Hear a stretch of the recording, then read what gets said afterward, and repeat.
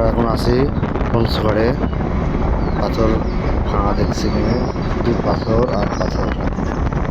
আপনারা দেখুন আমাদের সাথে আর উপভোগ করুন, শুধুই পাথর।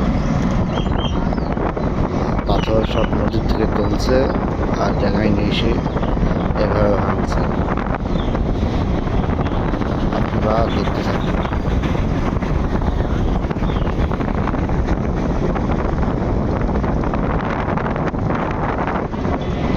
আর এভাবেই সারা বাংলাদেশ এখান থেকে পাথর যায় বিভিন্ন কাজে, রাস্তার কাজে, ঘরের ছাদ ঢালাইয়ের কাজে, অনেক কাজে যায়।